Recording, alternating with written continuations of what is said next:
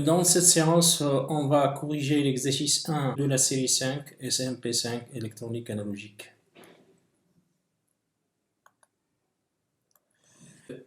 Dans cet exercice, on considère l'amplificateur de la figure 1 que vous avez ici et qui est constitué de transistors à effet de champ canal N caractérisé par une résistance RD de 10 kg et Gm fois RD égale à mu égale à 40. Les deux transistors sont identiques.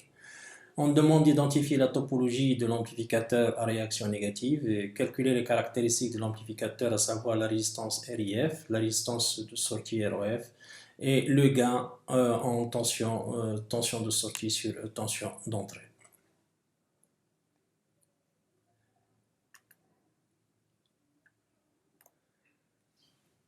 Donc, si on considère l'amplificateur à contre-réaction que vous avez ici, donc pour identifier la topologie, d'abord on commence par annuler la grandeur de sortie. Alors si on annule la grandeur de sortie ici, que je note V0, je mets ici une masse, donc vous aurez la résistance de 10 kg va être ramenée en parallèle avec le 200 et il n'y aurait aucune grandeur de retour entre l'entrée et la sortie. D'une part, et d'autre part, vous avez déjà ici un prélèvement directement au niveau de la tension, donc c'est ce qu'on avait fait en cours. Pour l'entrée, on considère ici la tension Vs. Vous avez ici la tension VI et la tension aux bornes de 100 ohms, je vais l'appeler Vf'. Alors, vous avez à l'entrée, vous avez Vf' plus VI égale à Vs. Donc, on a ici un sommateur de tension.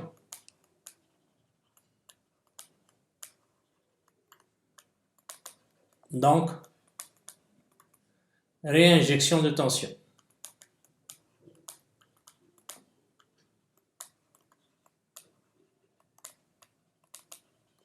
Alors, pour la topologie, donc c'est une topologie série shunt. Donc, prélèvement de tension.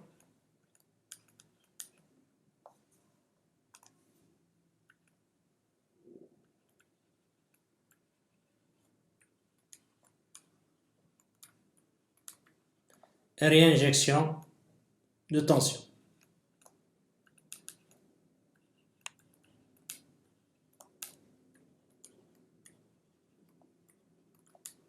À l'entrée.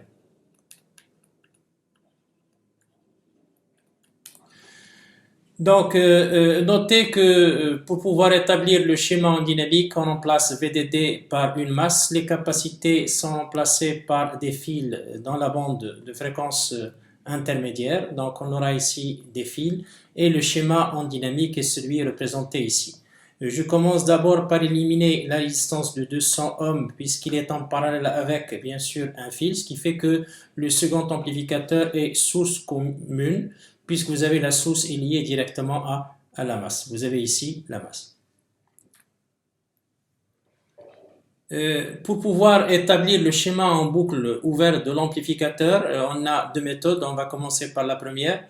D'abord, on va isoler la chaîne de retour. Donc ici, on a un prélèvement de tension à travers, bien sûr, la résistance de 8 kg, une réinjection ici à l'entrée de 200, ici ohms. Donc la chaîne de retour, c'est le quadripôle de retour que j'obtiens ici. Donc c'est la chaîne de retour constituée par R2 et par R1. Donc une fois isolé la chaîne de retour, cette chaîne de retour, on va la remplacer par ces paramètres hybrides puisqu'on a un prélèvement de tension, une réinjection de tension. Vous avez Vf', c'est H11 fois le courant d'entrée ID plus H12 fois la tension de sortie V0. Maintenant, le courant de sortie que je note I2, c'est H21 ID plus H22 fois la tension V0. Pour déterminer H11, il est donné par la formule Vf' sur ID, mais à condition d'annuler la tension de sortie. Et également, en annulant la tension de sortie, on peut obtenir le H de 1 égal à I2 sur ID en annulant la tension de sortie. Alors, en annulant la tension de sortie, on obtient le schéma de la figure 1.3 que vous avez ici. Donc, vous avez le R2 et le R1, ils sont en parallèle et je peux déterminer V1 sur ID directement. Donc, vous avez H11, c'est la tension d'entrée V1 qui est VF', donc c'est un VF' sur ID quand la tension V0 égale à 0, ici. Et donc ça, c'est directement, c'est la résistance R2 on parle avec R1 et donc c'est 1 sur 0,2 kg plus 1 sur 10 kg, le tout à la puissance moins 1 kg. Et donc ça vous donnera ici, pour le H11, c'est une résistance de l'ordre de 196 ohms. Pour déterminer H21, c'est le courant I2 sur ID. On va utiliser la loi diviseur de courant à ce niveau-là, quand la tension V0 égale à 0. Donc, c'est moins R1 sur R1 plus R2 égale à moins 0,2 kg sur 0,2 plus 10 kg. Et donc ça, c'est sensiblement égal à moins 0,02. Pour déterminer le paramètre H12, c'est la tension VF' sur V0, mais cette fois-ci là, en annulant le courant ID. Et pour déterminer H22, c'est I2 sur V0 quand on annule le courant d'entrée ID. Et déjà, en commençant par H22, vous voyez ici, quand on a ID égale à 0 à ce niveau-là, vous avez la résistance R2 et R1, ils sont en série. Donc, je peux déterminer I2 sur V0. I2 sur V0, c'est 1 sur la somme des résistances R1 plus R2. Et donc, c'est 1 sur 0,2 kg plus 10 kg. Et là, je mets un milliohm moins 1. Et donc, ça, c'est à peu près 0,098 milliohm moins 1. Maintenant, finalement, pour pouvoir déterminer le H12, c'est VF' sur V0 quand ID égale à 0. La résistance R1 et R2 sont en série. La tension VF', c'est la tension aux bornes de R1. Donc, c'est une division de tension par rapport à la tension V0. Donc, ça vous donnera R1 sur R1 plus R égale à 0,2 sur 0,2 plus 10. Et donc, ça, c'est sensiblement égal à 0,02. Notez que d'après ce qu'on a fait dans le cours, le H12 représente la chaîne de retour que je peux noter par bêta F, ou bien bêta si vous voulez. Donc, on va le mettre ici bêta. Donc, c'est à peu près 0,02.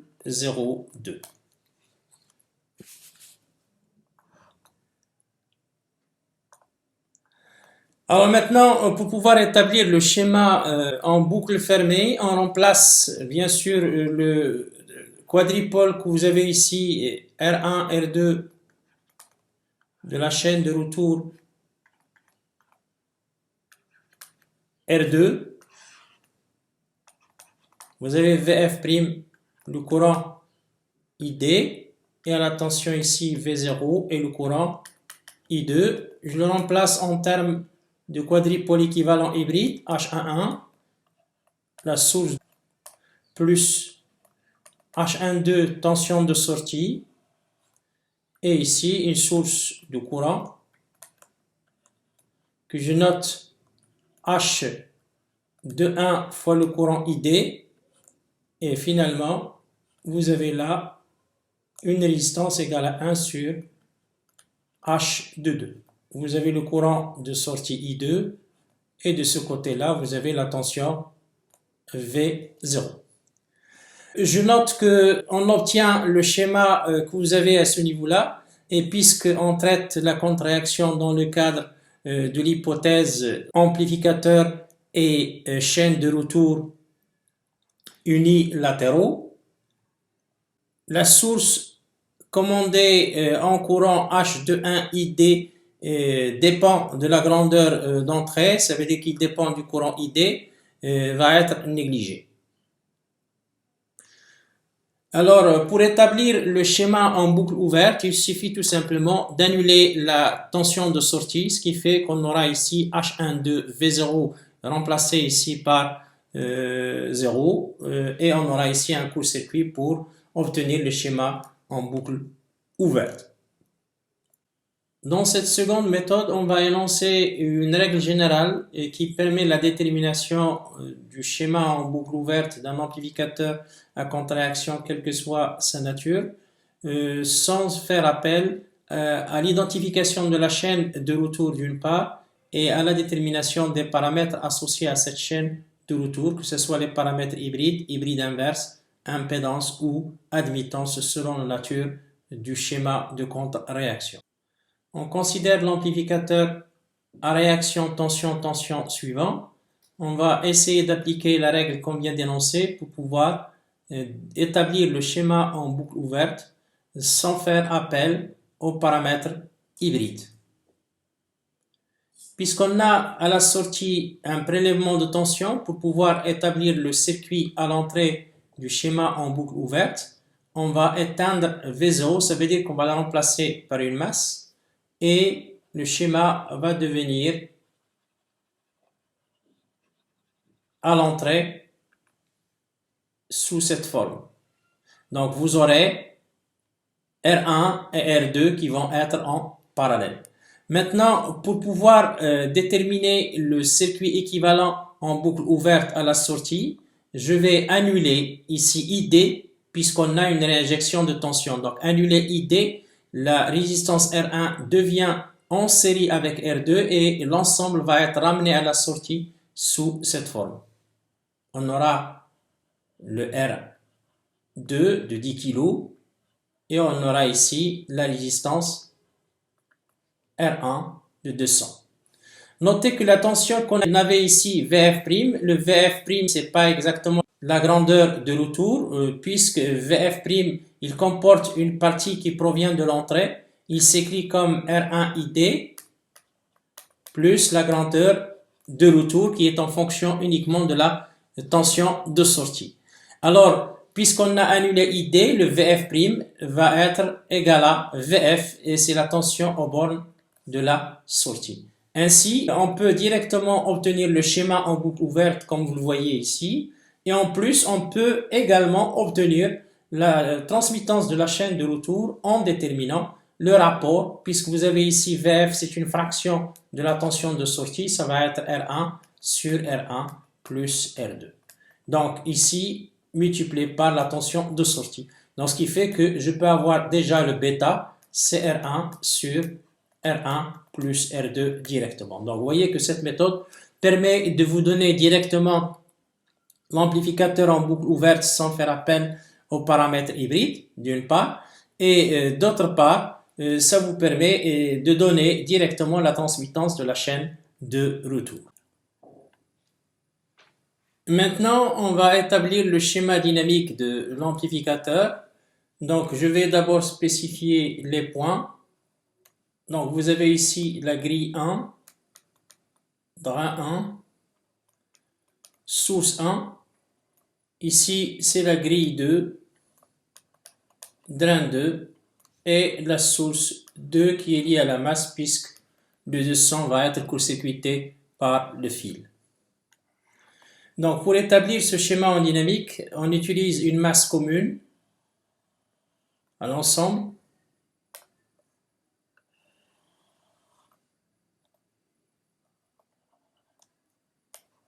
Et cette masse coïncide avec S2. Donc l'entrée se fait par la grille 1. La sortie du premier transistor se fait par le drain. L'entrée du second étage, ça coïncide avec la grille. Et la sortie du second étage, c'est le drain.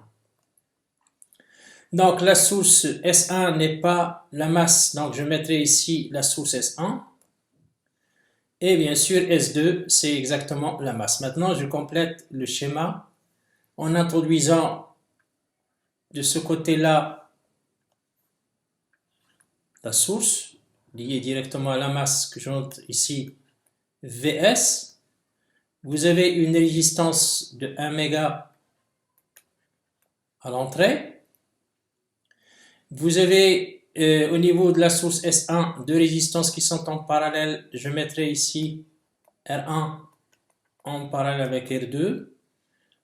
Entre le drain et la masse, vous avez 47 kg. Et également entre le drain et la masse, vous avez 1 méga. Entre le drain 2 et la masse, vous avez 47 et en même temps R1 plus R2. Donc je mets ici R1 d'abord plus R2 et je mettrai ici le 47 kg. Vous avez la tension de sortie en boucle ouverte. Et je complète ici le schéma de l'amplificateur. Vous avez ici VGS1, une source de courant GM VGS1.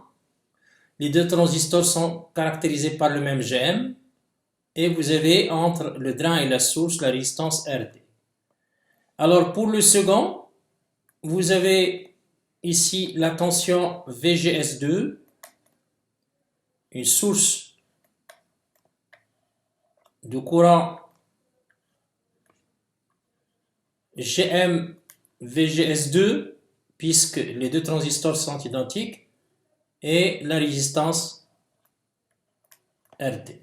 Donc on obtient ici le schéma de l'amplificateur en boucle ouverte en dynamique.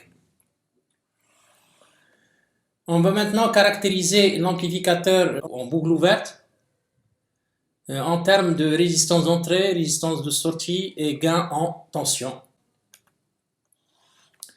Alors pour le gain en boucle ouverte, donc je commence d'abord par déterminer la tension de sortie, puisque les trois résistances que vous avez ici sont en parallèle, traversées par un courant GM VGS2. Donc je peux écrire que la tension V0 c'est moins GM VGS2 multiplié par la mise en parallèle de R1 R2 avec 47 kg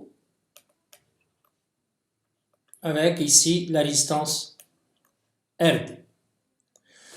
Maintenant, pour déterminer VGS2 en fonction de VGS1, on va transformer la source de courant ici, moyennant la transformation Norton-Thevenin, en une source de tension, comme indiqué dans cette figure. Et on aura la résistance RD qui était en parallèle devient en série avec une source de tension GM-RD VGS1. Maintenant, la résistance 47 kg en parallèle avec 1 méga est en série avec RD et également en série avec R1 en parallèle avec R2. Donc, je peux utiliser la loi de diviseur tension à ce niveau-là pour pouvoir déterminer VGS2. Ainsi, VGS2 peut se mettre sous la forme. Donc, c'est une division de tension, donc c'est un 47 kg en parallèle avec 1 méga. divisé par la somme des trois résistances, donc il y a le RD, plus R1 en parallèle avec R2, plus 47 kg en parallèle avec le 1 méga. Le tout multiplié par moins mu VGS1. Notez que mu, c'est GM multiplié par RD. Donc c'est une donnée du problème, c'est 40. On a exprimé ici VGS1 en fonction de VGS2. Maintenant, je vais déterminer VGS1 ici. Donc, vous avez VGS1, c'est VS, qui est la tension de la grille, moins VS1, qui est la tension aux bornes de la résistance R1 en parallèle avec R2. Et là, je peux l'écrire sous la forme tension source moins. Là aussi, je peux utiliser un diviseur de tension. Donc, ça va être ici un mu VGS1 sur la somme des trois résistances. Donc, RD plus R1 en parallèle avec R2 plus 47 kg en parallèle avec 1 méga. Maintenant, VGS1 en facteur de 1 plus mu sur RD plus R1 en parallèle avec R2 plus 47 kg en parallèle avec 1M va être égal à la tension Vs. Donc à partir d'ici, je peux déterminer le gain AV ou A0 de l'amplificateur en boucle ouverte. C'est la tension de sortie sur la tension source. Ça va être la tension de sortie sur VGS2 fois VGS2 sur VGS1 fois VGS1 sur Vs. Et donc, si je fais le calcul ici, ça va être égal à moins Gm R1 plus R2 en parallèle avec 47 kg en parallèle avec RD, le tout multiplié par moins mu 47 kg en parallèle avec 1 méga sur RD plus R1 en parallèle avec R2 en parallèle avec 47 kg, le tout multiplié par 1 plus mu R1 en parallèle avec R2, le tout sur RD plus R1 en parallèle avec R2 plus 47 kg en parallèle avec 1 méga, le tout à la puissance moins 1.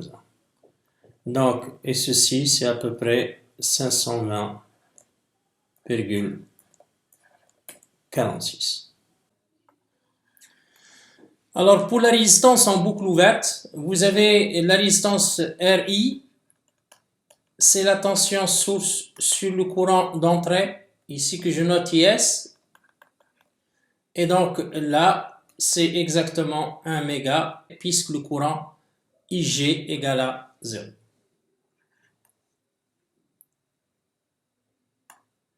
Pour établir la résistance de sortie, on éteint Vs, qui est la source indépendante, et puis on alimente à la sortie par un E0 qui débite le courant I0. Notez que la résistance de sortie, c'est E0 sur I0.